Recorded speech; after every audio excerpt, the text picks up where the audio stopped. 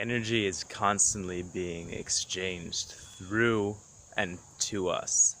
Mindful energy exchange is essential for the well-being of all beings, not just yourself, not just your loved ones, but all beings exchange energy.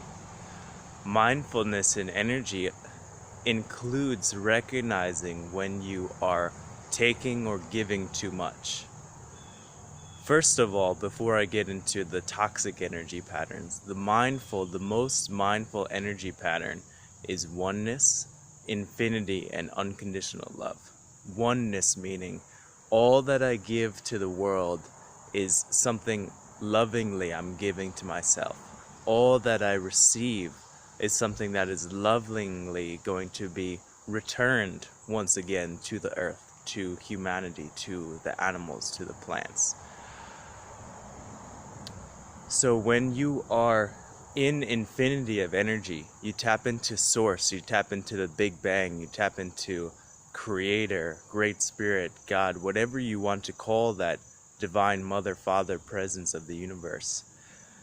You can breathe in that infinite energy. And that shows you never again have to take from anyone. You never again have to feel greed, feel sorrow, feel suffering. Because when you're connected to source, when you're truly connected to the infinite energy that is present at the beginning of the universe and still carries through our DNA, still carries through all beings, all animation, you are essentially a conduit for infinite energy. And this requires practice of maintaining the body's health. Your body has circuitry, your body has electrical nervous system wirings and endocrine chemical wirings that requires a maintenance. It requires natural foods, it requires sunlight, it requires even moonlight and starlight to be the optimal form of your being. And practices like Qigong and yoga, which I won't go into deeply in this video, are ways in which we can amplify our energy and feel more love, feel more bliss, and give more love and bliss. Every external drug is just activating what is within us. Essentially, in meditation and sobriety, you can be totally high on life, and actually more high on life than somebody who abuses substances.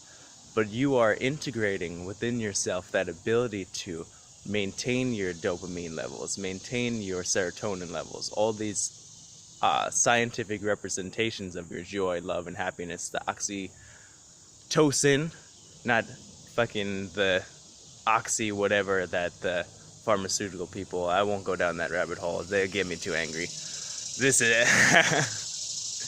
anyways, the two toxic energy patterns, I'm going to describe them like I'm describing a story, a relative story. So you have toxic femininity and toxic masculinity. Toxic femininity takes too much, it receives too much, it's greedy. Toxic masculinity gives too much, it's violent, it's oppressive. And the really fun analogy I like to use is toxic feminine energy usage is vampire, and toxic masculine is werewolf. So you have toxic femininity that exists not just in women.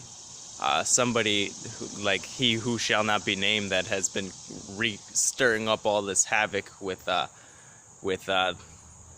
this thing going on in the world right now, which I will not name. You can be a man with toxic femininity. You could be a man with greed, because feminine is receiving and masculine is giving. And in its divine form, it's unconditionally receiving and giving. Unconditionally, graciously, with gratitude receiving and generously giving of energy. So when you look at the toxic shadow of that, toxic femininity is like a vampire. All about what energy I'm receiving, what am I soaking up, what can this person give me, what is my best interest in this relationship? Am I going to receive lots of money from this relationship? Am I going to receive power, receive this, receive that? And that fuels the oppression. That fuels the quote-unquote toxic masculine werewolf energy, which is up all night, wreaking havoc, oppressing, violently tearing shit apart, doing all this active outward giving energy, but wanting to like hunt, wanting to like take all this energy to fuel its own power.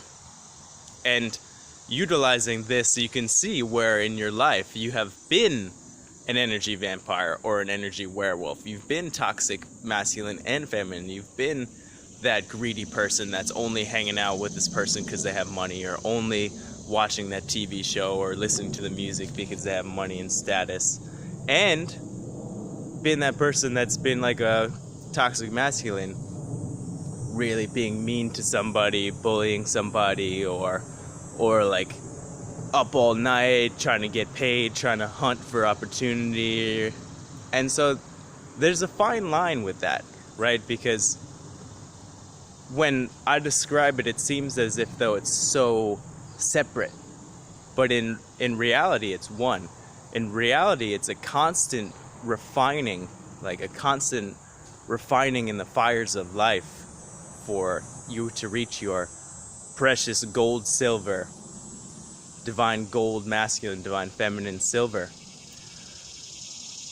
Because even very enlightened people have tendencies to, okay, what am I going to receive from this person? What am I going to be able to give to this situation?